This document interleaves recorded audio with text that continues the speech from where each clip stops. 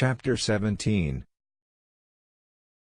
When one wishes to play the wit, he sometimes wanders a little from the truth. I have not been altogether honest in what I have told you about the lamplighters. And I realize that I run the risk of giving a false idea of our planet to those who do not know it.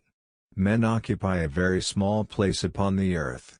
If the 2 billion inhabitants who people its surface were all to stand upright and somewhat crowded together, as they do for some big public assembly, they could easily be put into one public square 20 miles long and 20 miles wide.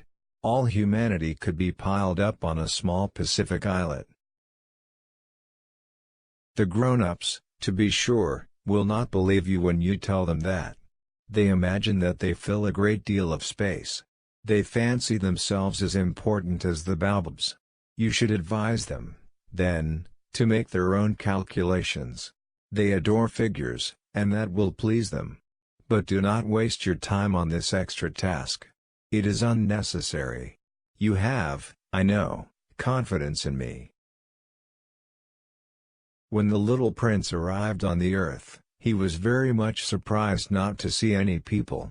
He was beginning to be afraid he had come to the wrong planet, when a coil of gold, the color of the moonlight, flashed across the sand.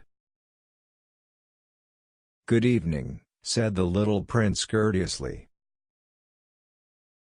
"Good evening," said the snake. "What planet is this on which I have come down?" asked the little prince. "This is the earth, this is Africa," the snake answered. "Ah! Then there are no people on the earth?" "This is the desert. There are no people in the desert. The earth is large," said the snake.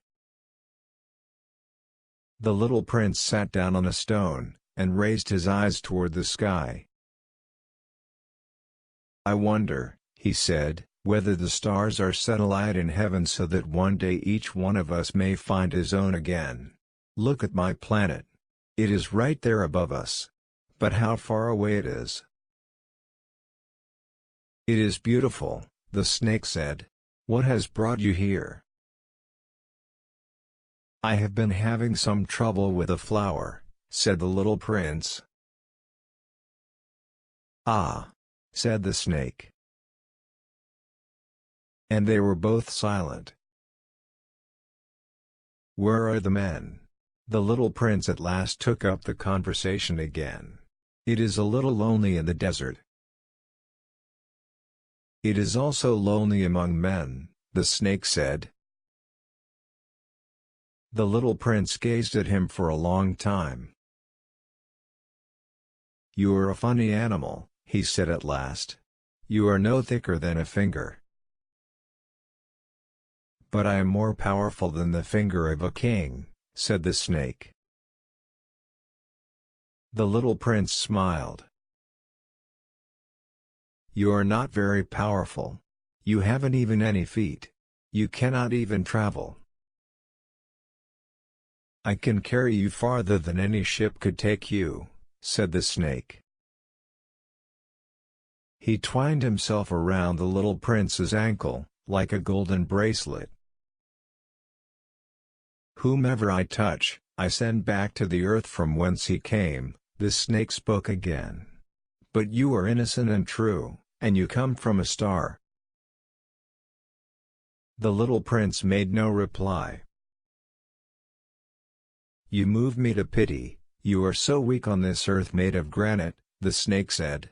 "I can help you, someday, if you grow too homesick for your own planet. I can."